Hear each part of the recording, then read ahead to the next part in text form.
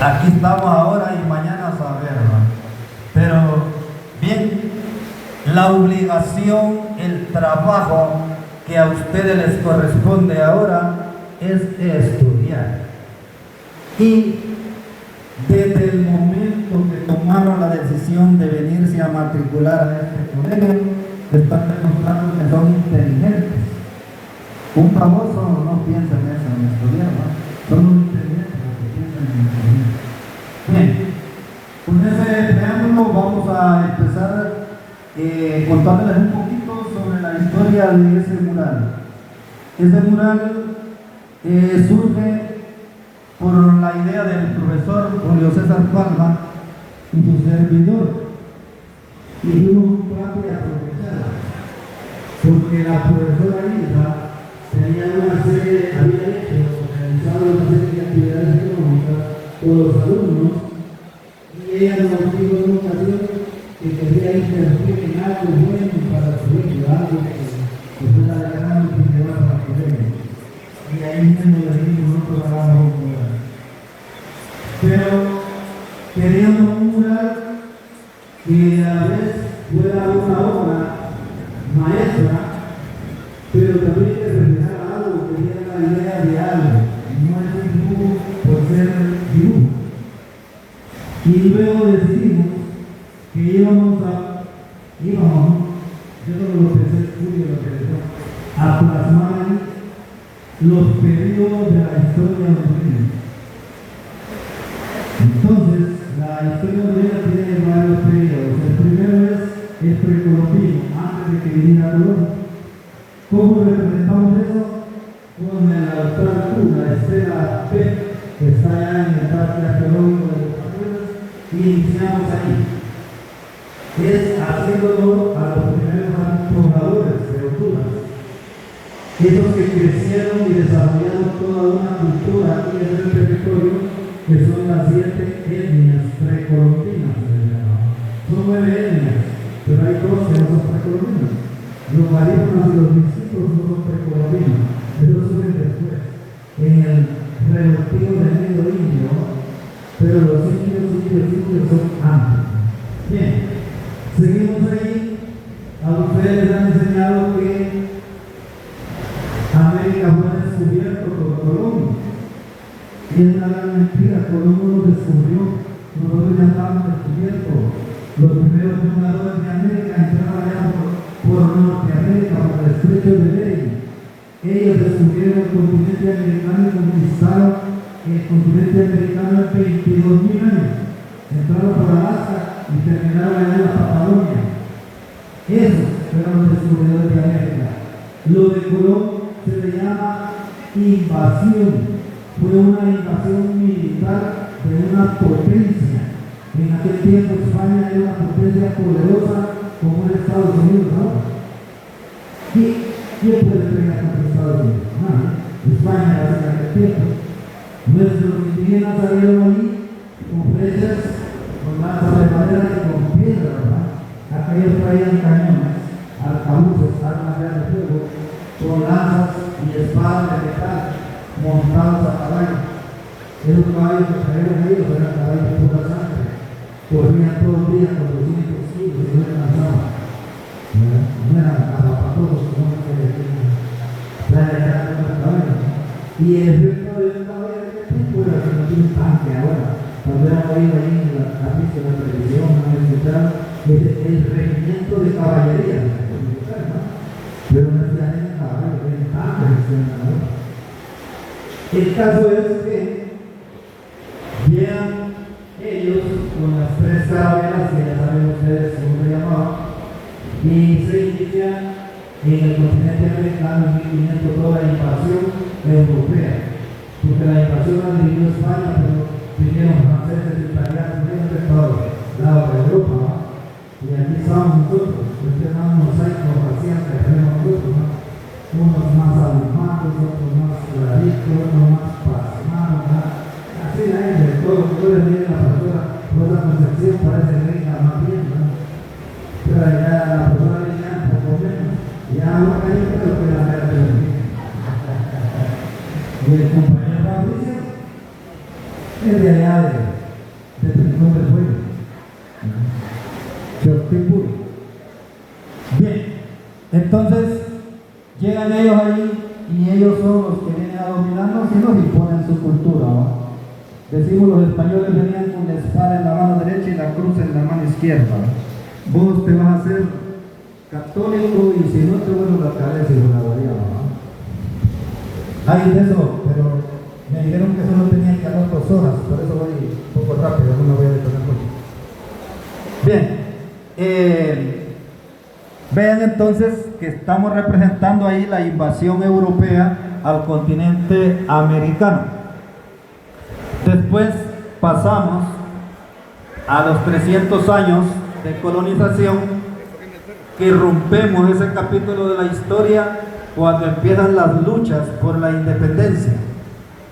En ese camino ya figura el guapo de Morazán en esta lucha de la independencia, solo que ahí él era de los jefes, era de los que estaban un poquito más abajo.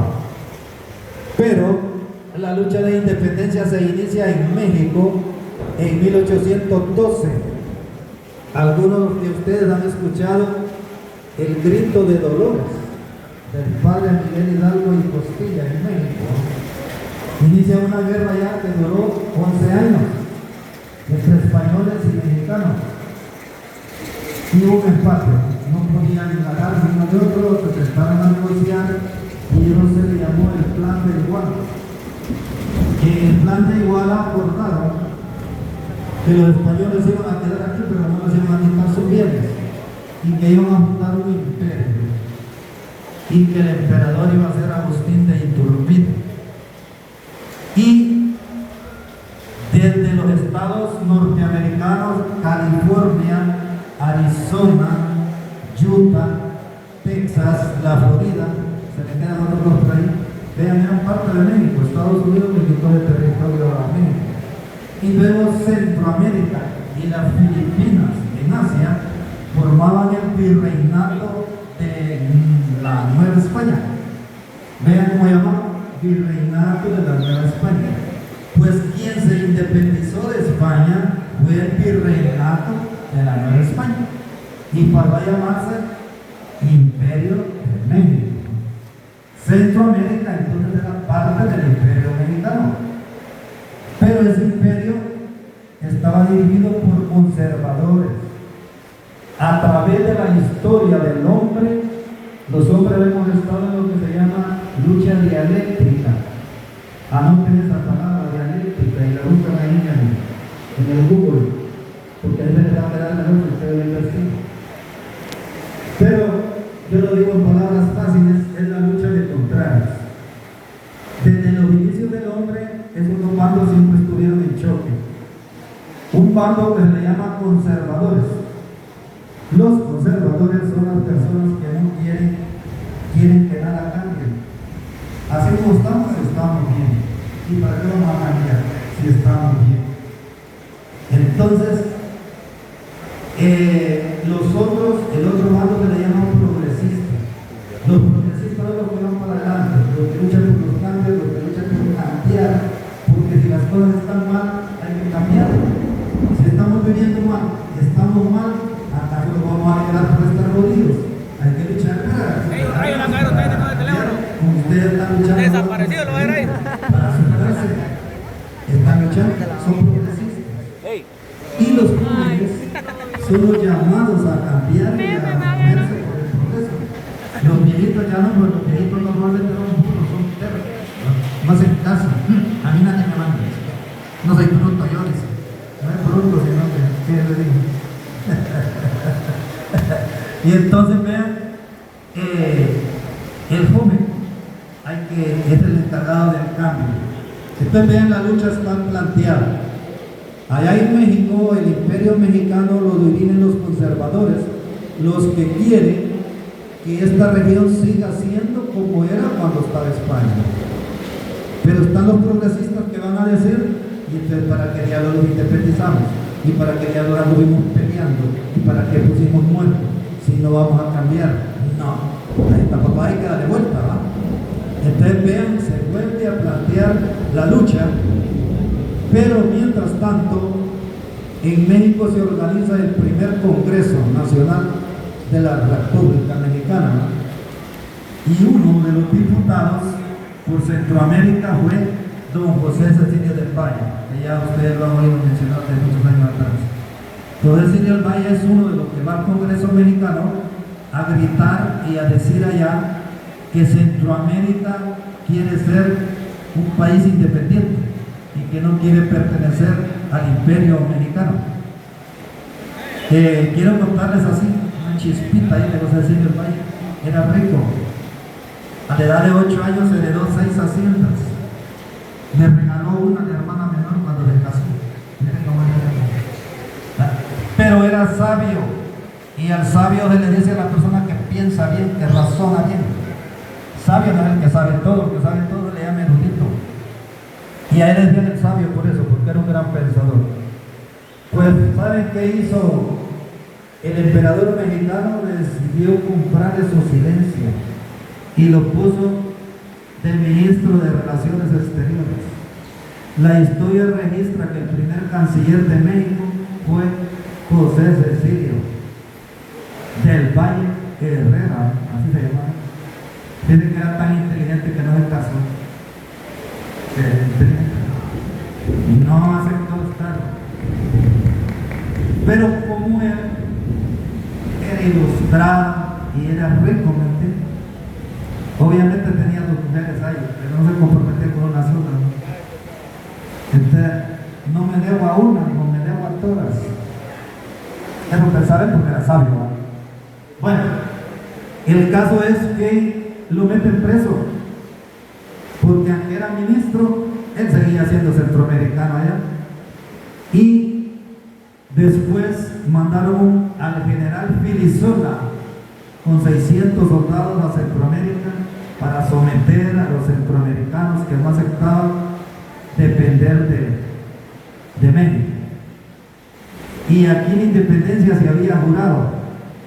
Los de Comayagua, como eran conservadores, juraron la independencia con anexión a México. Los de Tegucigalpa eran progresistas, porque tenían diferencia de clase, ¿no? Los de Comayagua eran conservadores porque eran terratenientes y ganaderos. Vivían de las vacas y vivían de la leche. Los de Tegucigalpa eran más avanzados ya dentro del sistema capitalista porque eran banqueros, grandes comerciantes y mineros. Tenían una forma de pensar más avanzada. Entonces aquellos eran progresistas y decidieron que iban a luchar por la independencia. Pero no tenían armas, ni balas, ni dinero para invertir en una guerra. Y decidieron que la lucha se iba a llamar desobediencia civil. Así vamos a pelear. Vino el general Filisola a la entrada y le dijo: abogado Antoni Murillo, usted va a ser el alcalde de la entrada. No acepto, dijo. Ay, para, y tiene que ver el alcalde, pero yo no acepto. Pues si no acepta, lo vamos a meter a la cárcel también. Lo vamos a colgar de las patas o a saber de dónde. Pues no quiso. Profesora Liliana, usted va a ser la ley. No acepto. Profesor Fabricio, usted va a ser el tesorero, cobre impuestos. No, yo no sé. Pero esto fue en todo Centroamérica, ¿no? Y este general llega un momento en que no tiene dinero ni para pagar el sueldo a sus soldados, porque nadie pagaba impuestos y era un desorden de Cristo y Jesús mío aquí, porque no había autoridades. Y ese general con 600 hombres no podía controlar todo Centroamérica. No, cada pueblo era autónomo, cada pueblo era así, hacía lo que quería ir, no había autoridad de nada. Entonces vino ese general y convocó a los hombres ilustres de Centroamérica y formó un congreso en Guatemala y le dijo: tengan su abusada, quédense con él, y ella me voy a chingar. Y se fue él, ¿no? Y allí es donde surge la Asamblea Nacional Constituyente de Centroamérica. Una Asamblea Nacional Constituyente es lo que se forma para construir un país. Y ahí es donde salen ya nuestros próceres muy destacados, como Dionisio de Herrera y José Cecilio del Valle, que eran primos, también eran ricos. Y en aquel tiempo no habían escuelas, no habían colegios. Solo en Guatemala había una universidad que ahí está todavía, se llama la San Carlos de Borromeo. Es una universidad del Vaticano, la que tienen los sacerdotes jesuitas. Ellos sí se hicieron abogados allá. Y eran primos también. Vean que Dionisio Herrera con José Silva del Valle eran primos hermanos. Ellos participaron en la Asamblea Nacional Constituyente y empezaron a hacer su trabajo. ¿Qué es lo primero que vamos a hacer? Darle el nombre, porque estaba basada mi nombre tiene. ¿Cómo le vamos a poner? Provincias Unidas de la Frontera. Y ahora, pues no hay leyes aquí, no tenemos leyes. Hagamos una constitución. Hicieron la primera constitución de Centroamérica y cometieron muchos errores. Porque hicieron una constitución como ellos eran dominados, bien avanzada las leyes, que la gente no la entendía. Ellos hicieron leyes igual a la Revolución Francesa, pero eran como les dijera entusiastas, ¿no? Con ganas de ir para adelante, porque el progresista, el revolucionario era así, va con todo para adelante y se equivoca, le da para atrás y vuelve a empezar otra vez y dice dos para adelante y uno para atrás y ahí vamos, ¿no? El revolucionario era así, ¿no? Si me equivoco por acaso, puedo empezar. Y nada, no, siempre hay que equivocarse, siempre equivoca uno, ¿no? Bien, entonces vean que crearon la bandera. Ahí está en el mural la bandera de Centroamérica, la pueden ver, la inscripción allá decía Dios, unión, libertad, era el grito de batalla de ellos, Dios, unión, libertad, con 5 volcanes, cada volcán representaba un estado. Luego, cuando se desintegró la federación, se declararon independientes todos los países en 1839, todos modificaron su bandera. Pero si ustedes ven, las 5 banderas de Centroamérica, la de Guatemala es azul turquesa con el quetzal en medio ahí, el escudo de Guatemala. La de El Salvador, la de Nicaragua, azul turquesa con el escudo en el centro. Los ticos, como son brujos, le pusieron una blanca roba ahí para distinguirse un poco, pero siempre tienen el blanco y el azul, turquesa, ¿no? Y nosotros, el mismo azul turquesa con 5 estrellas. Aclaro esto, apréndanse. En la escuela, como son niños chiquitos, se les enseña que las 5 estrellas representan las 5 repúblicas, ¿no? En el derecho internacional eso es prohibido, que un país esté representado en el símbolo de otro país. Pero a uno le enseñan ahí que Guatemala, Honduras en el centro, es para niños. Ahora ustedes están grandes. Eso no es así. Las 5 estrellas lo que representa es el ideal morazán, ¿no? El ideal unionista de Francisco Morazán. Eso es lo que representa. Ahora ya están grandes ustedes. Todos tienen novios, todos tienen novia. Ya están grandes. Ya pueden entender eso, digo yo. ¿Verdad? 2 tienen. Y otros 2 que landan. Por eso ahí que le estaban dedicando una canción de los programas del niño, ¿no? Bien, sigamos, ¿no? Vean, entonces, esta Asamblea Nacional Constituyente que ya les dije, que le puso nombre al país, hizo leyes, hicieron más cosas, después que no se están repitiendo así, que hicieron. Porque vean que hasta hicieron himno nacional, porque no había himno nacional. Y viene la declaración de la independencia absoluta de Centroamérica, donde dice que Centroamérica es libre de España, de México y de cualquier otra potencia, ¿no? Y esa es la que llamamos nosotros independencia absoluta de Centroamérica, porque ahí se declara que ya no tenemos relación con nadie, y esa fue el 1 de julio de 1823. Quiere decir que la independencia de la que hicimos con México, la que celebramos junto con México, si ustedes ya se habrán dado cuenta, los mexicanos celebran su independencia el 15 de septiembre y nosotros también, porque es la que surgió allá del plan de Iguala. Entonces vean allí que a nosotros no es por casualidad que nos gustan las rancheras, porque con los mexicanos estamos bien emparentados, etnológicamente, antropológicamente y culturalmente. Salimos como primos hermanos de los mexicanos nosotros, por eso tenemos las mismas cosas de ellos. Y por eso es que la profesora Olga, cuando escucha una ranchera, pega un grito. Digo yo, ella, pero yo no se espera. Si ponemos una ranchera aquí, grita todo. El folclore mexicano, y que a nosotros nos gusta, culturalmente estamos emparentados con ellos. Y dicho de paso, somos la misma raza también. Somos los mismos. Solo que ellos hablan de un modo y nosotros de otro. Bien, ustedes vean que esa es la independencia absoluta de Centroamérica.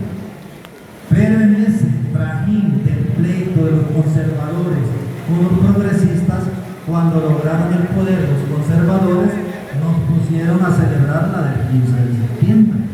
Nosotros la que tenemos que celebrar es la 1 de julio, pero como traemos 186 años de ir celebrando esa del 15, quitarla va a costar.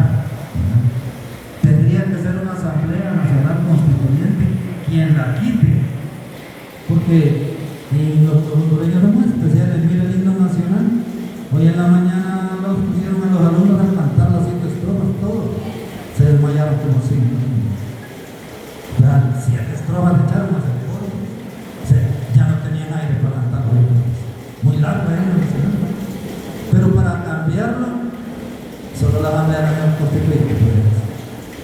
Bien, entonces nos queda claro que tenemos dos fechas de independencia, que una es junto a México y la verdadera nosotros es la del 1 de julio de 1823, donde se le dio forma a Centroamérica como un país. Cuando ya tenemos esa Centroamérica, hay las primeras elecciones. Uno de los candidatos era José Cecilio del Valle, el otro era un salvadoreño que hasta me olvida ahorita cómo se llama, la profesora Cecilia. Pero las elecciones al presidente no se elegían con voto directo, sino que los diputados elegían al presidente. Y ahí empezamos, en las primeras elecciones del primer fraude. Había ganado José Cecilio del Valle y hubo ponga ahí y ganó el salvadoreño Manuel Arce, se llama salvadoreño. Y el primer presidente de Centroamérica fue Manuel Arce Villafraude. ¿Y por qué no querían que José Cecilio del Valle fuera el presidente? Porque era progresista. Y Arce era progresista, pero le dio vuelta. Y por ambición al poder, él se alió con los conservadores para ser presidente. A los salvadoreños no les gusta, porque Arce es prócer en El Salvador. Pero miren que prócer salvadoreño enemigo de otro prócer políticamente. Vean que en aquel tiempo en Centroamérica solo había 8 abogados. 8 abogados. Y de los 8 abogados, 2 eran hondureños, José Cecilio del Valle y Julio de la Pena. Los otros 6 había 2 de Guatemala, uno de Nicaragua, uno de Costa Rica. El caso es que ya Arce tiene el poder y empieza el pleito otra vez. Empieza el pleito y los guatemaltecos invaden a Honduras. Ahí aparece nuestro prócer. Así se dice, aparece Morazán en la historia. Aparece dirigiendo ya tropas para los progresistas o liberales hondureños enfrentados a los conservadores guatemaltecos. Y la primera batalla de Morazán con los conservadores pelearon como 2 horas, hicieron un montón de tiros y Morazán dijo que negociar. Y negociaron, y dijo Morazán que se retiraba a negociar. Y en este Morazán ya no tenían balas los soldados. Y que pelearon, ya no vamos a chocar, no más. Bueno, pero vean, el pleito siguió. Y así que Morazán se va, forma un ejército de centroamericanos, nicaragüenses, hondureños, salvadoreños y guatemaltecos. Entra a El Salvador, cachimbea a los conservadores salvadoreños en 3 batallas, entra a Guatemala, cachimbea a los conservadores guatemaltecos en 4 batallas y es nombrado presidente de Centroamérica allá en Guatemala en noviembre de 1829. ¿verdad? Allí en los billetes día 5 pueden ver ustedes la batalla de la Trinidad, la primera que gana. Ahí pueden verificar la fecha ustedes, batalla de la Trinidad. Con 500 hombres derrotó a 2000. Pues Morazán, como era intelectual, ¿no? Había estudiado matemáticas, podía calcular distancias, muy bien, cuántos tiros ocupaba, cuántos soldados ocupaba. Bien. Entonces, vean que Morazán empieza a hacer reformas y a sanear Centroamérica, a correr a los corruptos, a hacer nuevas leyes. Fíjense que en aquel tiempo no había derecho penal. A usted lo podían meter a la cárcel y no le decían cuántos años le tocaba. Entonces hubo que hacer un derecho penal para decir, le tocan 5 años, 10 años, 15 años, 20 años.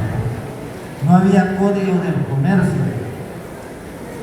La gente vendía como quería y los precios no había control de nada. Todo era un código del comercio. Vean por dónde empezó el hombre. Y allá va. Va a un segundo periodo, sale reelecto, porque había reelección, otros 5 años. Ahí los conservadores se arman. Decía José Cecilio que uno de los grandes males de la historia de la humanidad son los imperios. Apareció el imperio inglés apoyando a los conservadores. Les dio armas y dinero para hacerle una revolución a Morazán. Y empieza la guerra civil en Centroamérica. Hubieron 23 batallas. De las 23 batallas, Morazán solo perdió 2. Una que perdió en Guatemala por traición y la otra que perdió en Costa Rica por traición. A usted le dicen los costarricenses mataron a Francisco Morazán. No, no diga así. Los costarricenses no mataron a Francisco Morazán, porque allá en Costa Rica habían conservadores y habían progresistas. Los progresistas seguían a Morazán. A Morazán lo asesinaron los conservadores de Costa Rica. Vean que hay grandes libros así que estudian la biografía de Morazán. Metámoslo como comercial aquí, como anécdota. El hombre era guapísimo. En Tegucigalpa le decían el señorito, porque caminaba bien vestido y era guapísimo. Y cuando se acercaban las mujeres temblaban.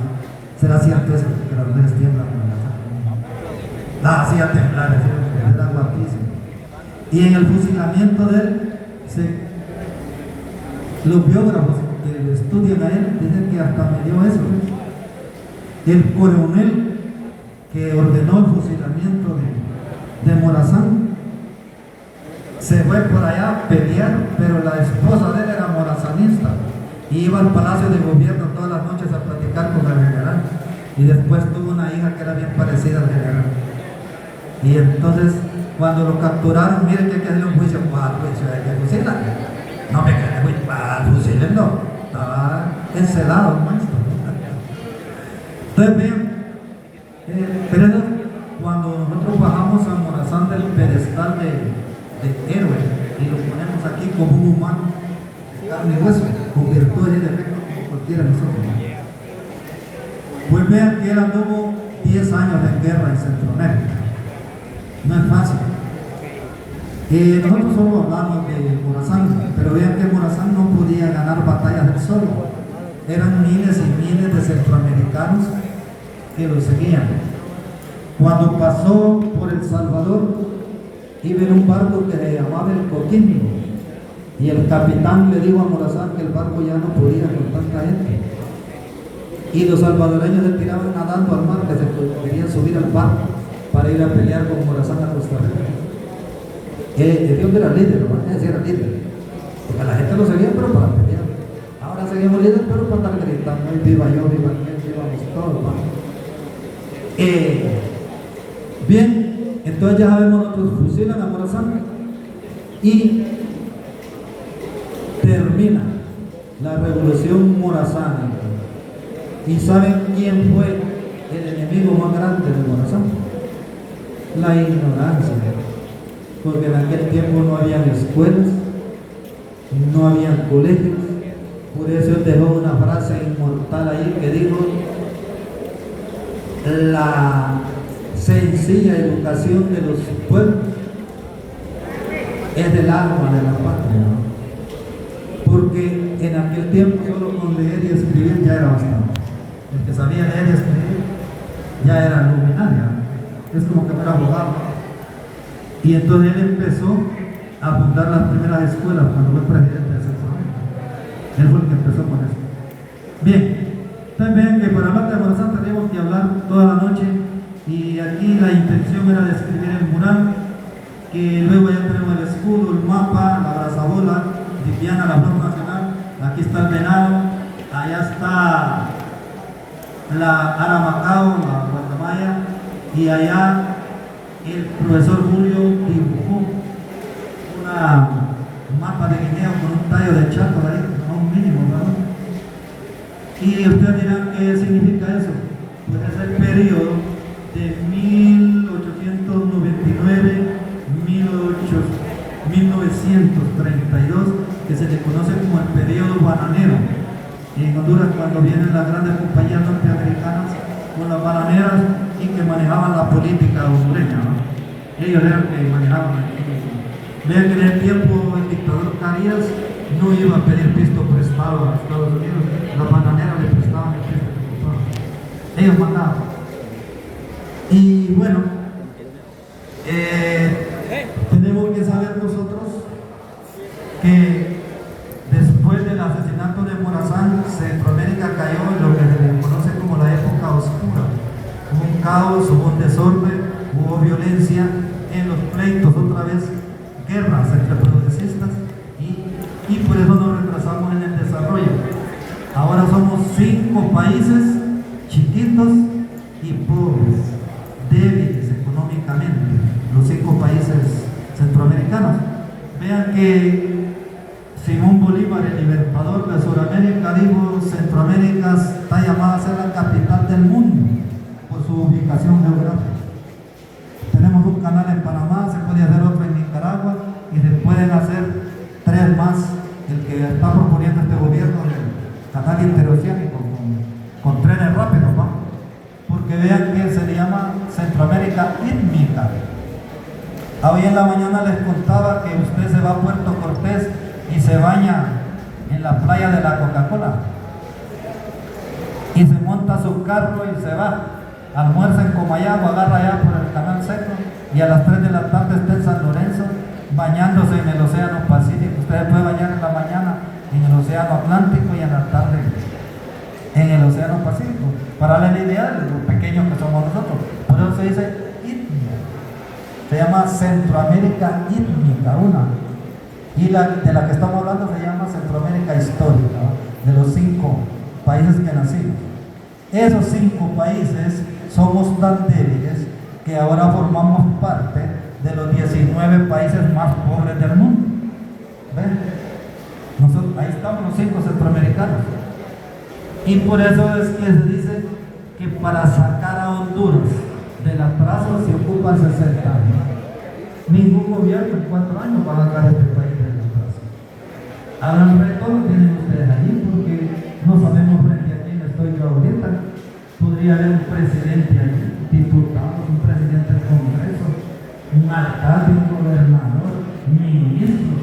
Pues nunca se sabe qué van a hacer ustedes, ¿no? Van a ser ingenieros, doctores, abogados, a saber qué va.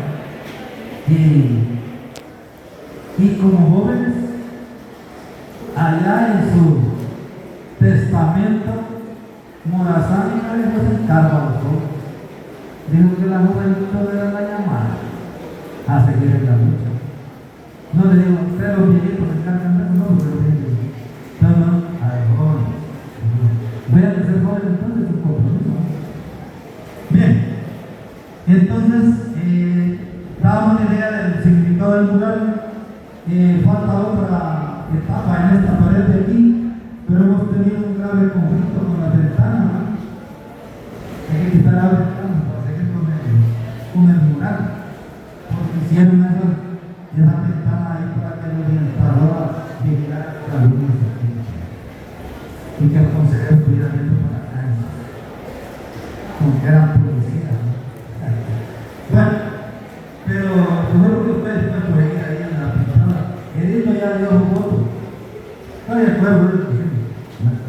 Porque la idea es que esta casa de aquí y la que está allá iban a ver los camerinos, donde los artistas, los bailadores iban a vestir para entrar al escenario.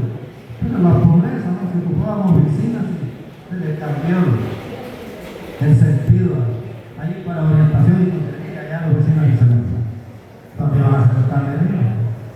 Y ya, yo había craneado unos camerinos, ¿cómo que le llaman una cosa? Es que es algo de polvo, yo no, ¿no? Tenían estos camerinos dentro, de ver aquí, ¿vieron? Entre los varones dijo que así estaba, pero no quiere esperar a la muchacha no, así lo craneaban, no lo dejaron. Bien, entonces, la exposición mía era sobre la independencia absoluta. Les hice un recorrido donde empieza el fenómeno, por dónde va y hasta dónde terminamos, ¿no? Y que dijimos que celebramos la fecha equivocada. ¿Se imaginan qué bonito fuera aquí en la entrada que empezó la feria ahorita? Pues en la entrada, ¿no? El día de la independencia queda ahí en el marco de la feria, ¿no? El desfile fuera el 1 de julio. Así iniciaría la feria de la entrada, como el desfile cívico. Ya saben ustedes que el Galindo es un instituto que ha sido famoso por eso, por sus eventos cívicos sociales, sus desfiles han sido vistosos. En los últimos años no lo he visto. En televisión no he venido partes. Aquí se celebra de una forma extraordinaria el Día de Elvira. La profesora Tania organiza unas gimnasiadas ahí que dan miedo. La elección de la de independencia. Se hace una feria de las ciencias de altos quilates.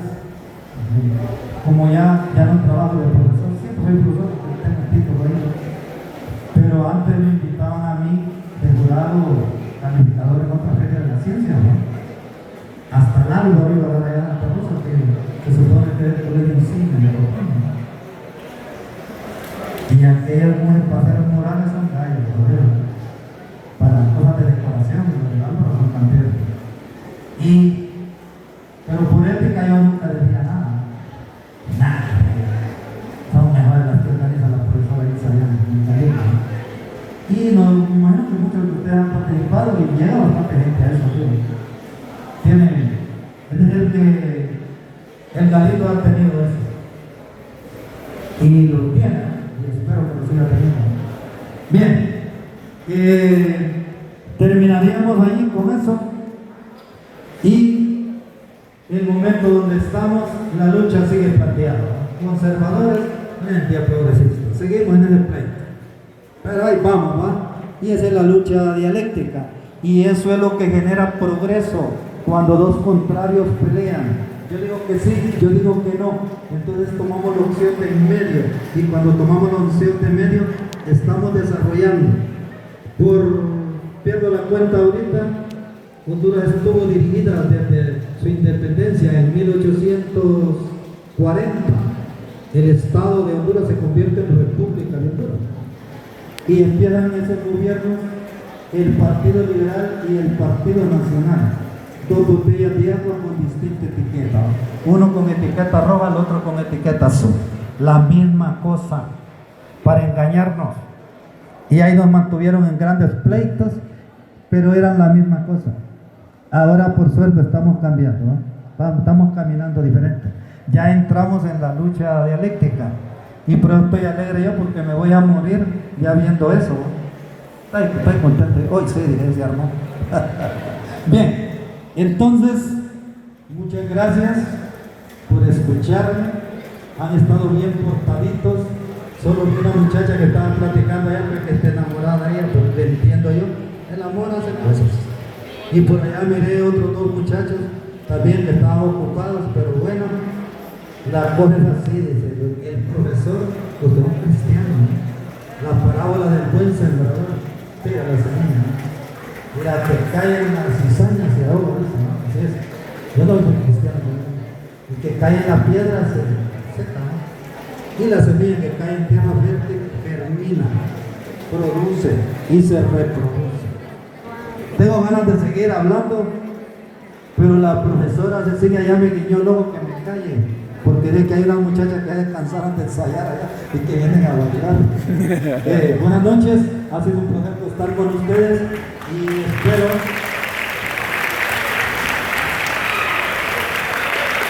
que las pildoritas de la historia la guarden y se las tomen.